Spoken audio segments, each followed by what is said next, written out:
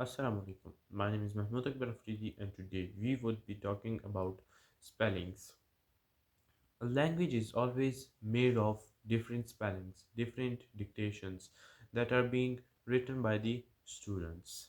Spellings pre- spelling tells us what is each. Like for example, without a spelling, we can't. If we would write separate words with many distance, so we could not know the what does this word or what does it mean. So making a spelling is very important, and it plays an important role in English language.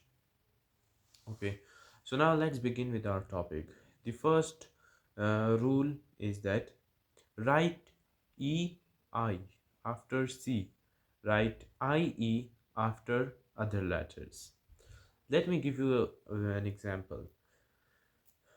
As you have seen that the word receive, which means in Urdu hasil, or you could say like pick, have you received this message, or have you received this uh, topic, which means have you picked up this topic, have you picked up the message. Okay, so it means, okay, so once a president of a country wrote the word receive in his letter, and it was an official letter.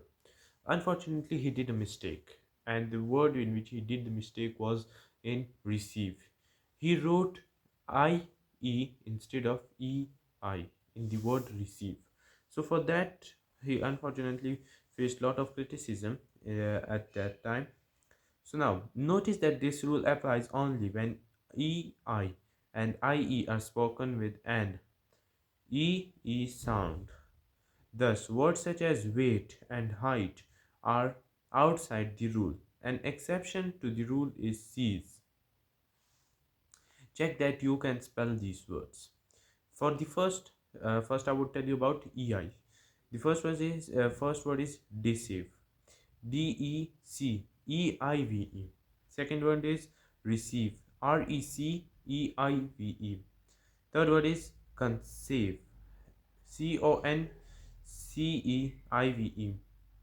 Another word is receipt, bill. RECEIPT. Conceited. CONCEITED.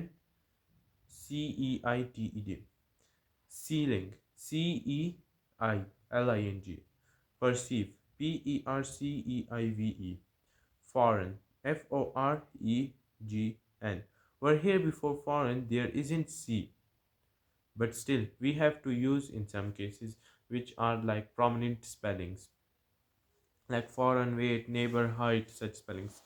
Okay, so now you have to always use e I after C, that is permanent. Okay, then IE.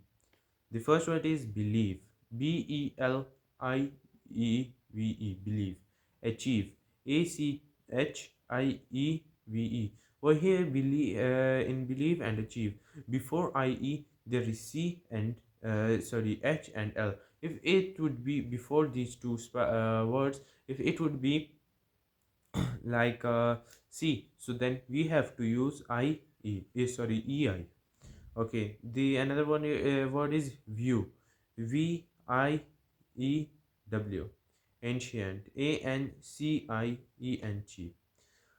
Okay, now moving forward, adjectives can end in FUL, full. Adverbs can end in fully. Now, the word itself suggests that fully, I have done my homework fully. It represents an action. I have done my homework full. As the sentence is incorrect, but still. Okay, in adjectives, here is the case. In adjective, he is a careful driver and very helpful to us. Adverb, he drives carefully. She smiled at us cheerfully. Over here, these words describes action. That's why we have to use FULLY, fully. Okay. Note the spelling of these words. Skillful, the first word is skill, then skillful for adjective, and skillfully for adverb. Then fulfill, fulfilled, and fulfilling. Okay. Omit a final silent E when you add a suffix starting with a vowel. Suffix, okay, now let's start. But retain the silent E if the suffix starts with a constant. Don't worry about the word like judgment and acknowledgement because you can retain the E or omit it as you wish. Both judgment and judgment are used. Okay, and now let's begin. Make, the word make would be making, write would be writing, hope, hoping. The E would be removed with ing, but still we have to pronounce. Uh, we have to sorry, omit the final E, but there should be one case. If the starting word like H isn't an vowel, um, S in shining, we have to omit the E because the word no, again, if the word starts with vowel, so you have to omit the last E, you have to make it silent. But if the word starts with a constant, so you haven't to make the last E silent. Short vowel plus single constant, double constant plus ing and ed.